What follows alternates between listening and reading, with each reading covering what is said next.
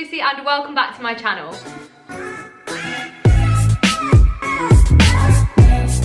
For today's video, I'm joined by a very special guest on Zoom. I'm with Charlotte. Hi!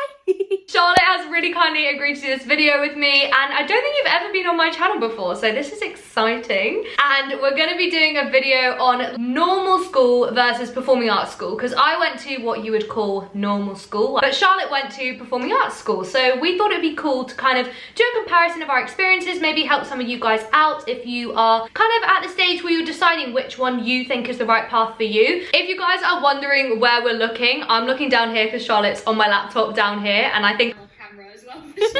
So if we kind of keep glancing to the side, that is why. So if you enjoy this video, please do smash a big thumbs up to let us know. Don't forget to subscribe to my channel, and we're just gonna get on into the video. First thing we'll cover is where we went to school, how long we went there. Do you want to go first? Yeah, sure. So I went to the BRIT School of Performing Arts and Technology. Sounds so fancy when you say it like that. And I went at age 16, so college years in the UK. But you can also go actually to the BRIT School at age 14, which I don't think many people know about actually. I auditioned at 14 for the BRIT School and I didn't get in. So I was fuming. No, I think it was for the best if I went at 14. I think I'd be missing out on a lot and all my friends and everything at school. So yeah. For me, I went to 3 different schools growing up. I went to primary school in Scotland, then I went to the first secondary school that I went to in Dubai, and then I did my A-levels at a school called Dubai College. DC is so academic. It's probably one of the most academic schools in Dubai. It really pushes going to good universities, but it also pushes you to be an all-round person. There was loads of emphasis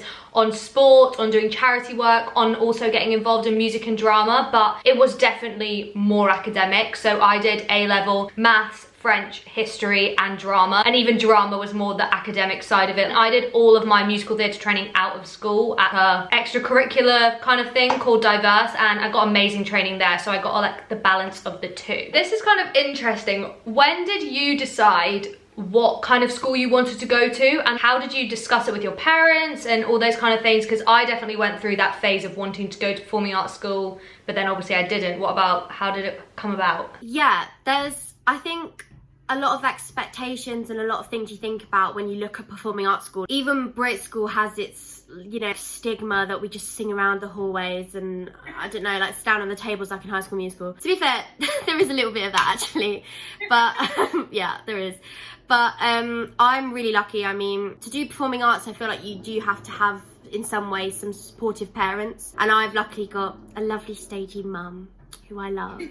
She knew about the school and told me about it, and obviously it's quite famous, so I knew about it, and I knew about the famous students that went there. I did a lot of research though, because you can also do academics at the BRIT School. So again, I don't think a lot of people know that. So you can do A-levels, and you can obviously do the BTEC, which is your main discipline that you study. And there's loads of different ones, like there's costume design, you know, technical theatre, musical theatre, loads. So I actually did history A-level alongside my BTEC in performing arts, and let me tell you, that was full on, because you've probably seen on the previous videos when Reese has talked about BTECs, but most of them are the equivalent to 2 or 3 A-levels, so it's a lot of stuff in one qualification. For me, I did consider going to performing arts school, and it was definitely more from my side than my parents' side. Don't get me wrong, my parents are so supportive. They were so supportive of me going to drama school. They support me in everything I do. However, for them, they really wanted me to stay on at mainstream school and get my A-levels so that I could have the option of going to normal uni, because I really did want to do history for a really long time. So my parents felt it was best for me to stay on at mainstream school so I could have the choice. So that was the reason why I stayed at mainstream school. I did actually look at Tring Park for 6th form, because I was maybe going to be going to boarding school for 6th form, because my parents were maybe going to be moving because of my dad's job. Very long story. But as one of the options for boarding school, we did look at Tring Park. I didn't end up going to boarding school, so that never happened, but it definitely was a consideration in our household. told, but it was definitely the better choice for me to continue at mainstream school, so I had the option of doing a more academic degree if I wanted to. We thought something that kind of varies between, I guess, normal school and performing arts school might be the kind of friends that you have and what kind of social circles you mix yourself in, so we thought we'd just kind of compare our experiences on that. So for me, most of my friends were very academic at DC. I've got friends doing medicine, doing law, doing economics at LSE, Cambridge, etc. They're all super, super clever. So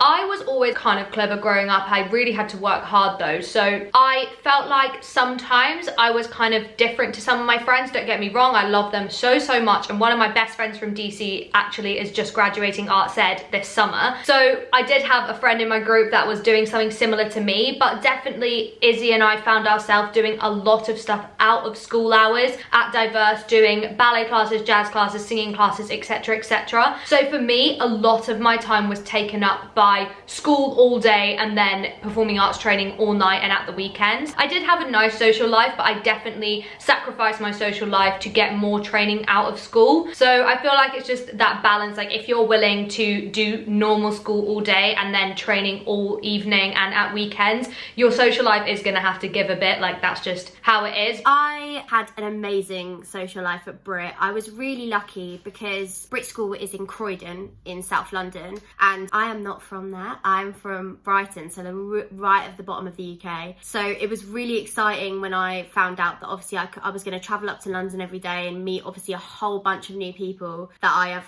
never come in contact with before. In Brighton where I live, it's nice, but it's not diverse, if that makes sense. And then when I went to BRIT, I met all these types of people from different places, different ethnicities, people from different countries that spoke different languages, and it was amazing to mix with a whole melting pot of people. I loved it. BRIT is known for its parties, if you could say that. So I was really lucky. I met a massive group of people. Our year group was so tight, and we used to do loads of stuff outside of school as well. And obviously performing arts people are very social anyway. I had a fantastic time there. I really did. Now we thought we'd talk about the kind of class side of it, your actual lessons that you do. For me, it's kind of basic. We just did your normal sit in a classroom, learn your A-level syllabus, do your exam. That was kind of it. And yeah, there was extracurricular activities, like I was in choir at school because I was really cool, and we did the musicals, but mainly it was literally sit in a class, learn your maths, and then do the maths exam. I assume it was much more interesting for you, Charlotte, than it was for me. Yeah, you could say that. I mean, with BTECs, you usually have to have obviously the same requirements. I did performing arts / musical theatre, so it was a lot of lessons, which Lucy's probably mentioned in her previous videos, that are like at Erdang. I have a whole video with Reese on BTEC versus A-level, so if you want to check that out, it'll give you full in-depth just on the qualifications. So I won't go into all the drab details about the BTEC, but you basically, the contact hours were pretty full on. Obviously, I commuted, and for those of you looking into performing arts schools, you know, some of you might live in areas where there's not one very close to you and you might have to travel, so that's a really big thing to think about. So my actual lessons, we had 4 days full time, so it was from about 8:30 till 5:30 every day. One day I had half a day of musical theatre lessons, and then I had the rest of the day for history A-level. I think when you go to performing arts school and you also do an academic subject, it's really hard to find the balance of doing both, because I was in this school with loads of creative people. There was a lot of extracurricular activities as well. That's another thing to think about. Look at the extracurricular activities, because you would think that you'd be doing enough already, but there's even more. You could be doing teaching exams, you could be doing dance exams, you could even be doing ukulele club. I love going to ukulele club sometimes. So there's loads of other things that you could be filling your time with. I think also because the fact that BRIT school was free to go to, I just thought that was so amazing. It's one of the only free performing arts schools at sixth form you can go to, and the amount of opportunities they presented us with was absolutely insane. It's insane that it's free. I just don't understand how they can provide all of that for free. It's just mental. Next thing is, how do you think your school prepared you for drama school? We'll go with you first, because I don't think I have much to say for this one. Yeah. I mean, it's completely opposite, I guess, if you're going your academic versus my performing arts school. We actually were assessed in our final year, so our second year, on audition technique. So that was really useful. It didn't just feel like we were learning all this stuff. We actually got to put it into practice. As Lucy's probably mentioned on her channel before, different drama schools have different requirements for auditions. And it's actually really hard to navigate when you've never looked at it before. Things like, you know, like Lane, I think when I auditioned, they used to have a solo dance. So they made us choreograph a solo dance, cut the music and everything, so we had that in our bag ready for the auditions. We also had a whole topic on Shakespeare where we learnt 2 Shakespeare monologues, broke them down, did all of that, so we had a classical monologue. Same with contemporary. And then we got our songs ready as well, so I felt extremely prepared. I auditioned for some performing arts schools at age 16. I auditioned for Erdang at 16 and I got in on the diploma. But looking back now, I'm like, there was no way I was ready to go into proper, you know, diploma, degree, full-time training at the age of 16. Absolutely not. So it was a really nice middle ground for me, having all that prepared. I felt really confident going into the auditions. Whereas me, it was a complete opposite. I mean, as you guys all know, I did a foundation before I actually went to drama school properly because I made a last minute U-turn, blah, blah, blah, long story. But I ended up auditioning for foundation, so I just kind of did that all by myself, not slagging my school or anything. That wasn't what I was there to do. So I did that all myself, and then I was mainly prepared for all my auditions through my foundation course. That is one thing to consider if you are going to stay on at normal school and you really want to go to drama school. I was lucky that I had diverse and they were very supportive. However, you aren't going to feel maybe as prepared as you would if you were training in musical theatre all day, every day, but that's really to be expected. So that is why I felt a foundation was really useful for me, because it was such a big transition from A-levels, academics all day, every day, to doing musical theatre all day, every day. And we've both rambled for a very long time, and I can't even string a coherent sentence together anymore. So we're just gonna do one last thing, and that is, if you were to go back and do it all over again, would you do anything different? And if you would, what would you do differently and why? This is a very difficult question. Oh, I know, actually, there's one thing. I commuted every day very early in the morning, and I commuted with one of my friends who lives down here. Shout out to Louis. Hi, Louis Walland, if you're watching. Louis, I love you, darling, but when you're travelling with someone every day on the train very early in the morning, personalities can clash and things can get out of hand. No, it wasn't out of hand. Basically, I was a moody little cow.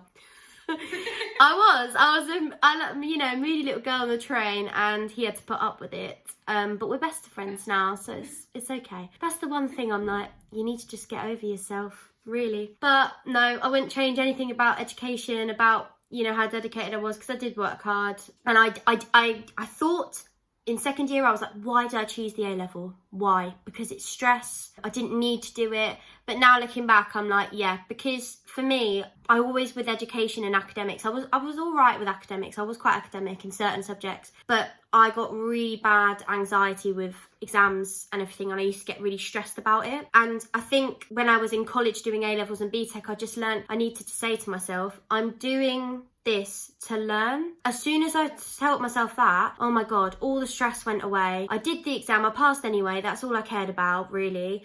And I learned a lot. It's about enjoying it as well and enjoying the experience. I think if I was to go back, I would have not even really looked at or considered performing arts school at 16, because in hindsight it was maybe a little bit of a waste of time, but it also wasn't, because it allowed us to rule it out as an option. I do think going to academic sixth form was the right choice for me, but like Charlotte, I probably would have wanted to just put less stress on myself. My mum would tell you I studied every minute of every waking hour for my A-levels, because I was in a super academic school where getting 3 A's was like, yeah, you got 3 A's, well done. Like, it wasn't like, oh my gosh, you got 3 A's, and that's an insane achievement. So I think it's just trying to remember that your academic grades are not the be all and end all of life. They don't predict your future, and as long as you work hard, whether you go to performing arts school or you go to mainstream school, as long as you put everything you can into it and you enjoy it and you take the experience for what it is, then you shouldn't have any regrets, and you shouldn't look back and think, oh, I could have done this, could have done that, because you can't change it. And hopefully that makes sense.